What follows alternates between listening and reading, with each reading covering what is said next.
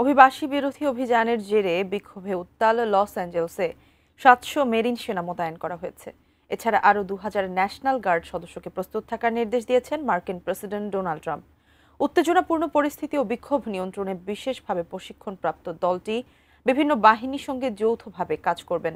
রায়হান মুন্সির প্রতিবেদনে বিস্তারিত। টানা ৪ দিন ধরে বিক্ষোভে উত্তাল যুক্তরাষ্ট্রের লস অ্যাঞ্জেলেস। গত কয়েকদিন ধরে অভিবাসী এলাকায় ব্যাপক অভিযান চালায় মার্কিন ইমিগ্রেশন অ্যান্ড কাস্টমস এনফোর্সমেন্ট আইসিই।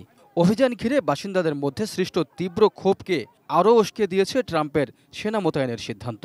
ভীষণ এসি নিয়ে এলো মানিব্যাক গ্যারান্টি অফার। ১ মাস ব্যবহার করে সন্তুষ্ট না হলে সম্পূর্ণ টাকা ফেরত। বিক্ষোভকারীদের অভিযোগ, বেছে বেছে ল্যাটিনো ও এশিয়ান অভিবাসীদেরই টার্গেট করা হচ্ছে।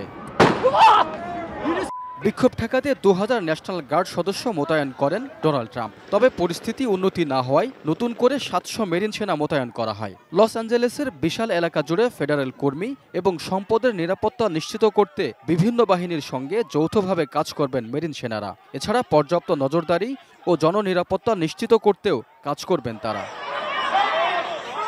এদিকে প্রেসিডেন্ট ট্রাম্পের এই সিদ্ধান্তের তীব্র সমালোচনা করেছেন ক্যালিফোর্নিয়ার গভর্নর গ্যাভিন নিউসম। একই সঙ্গে মেরিন সেনা মোতায়েনের সিদ্ধান্তকে অযৌক্তিক বলে মন্তব্য করেন তিনি। নিজের দেশে নাগরিকদের বিরুদ্ধে সেনাদের মুখোমুখি দাঁড় করানো হচ্ছে বলে অভিযোগ করেন নিউসম। তবে নিজের কঠোর অবস্থানে অনড় Trump. Unconstitutional, illegal, immoral, because he knew full well what would persist on the ground. His team knows that as well.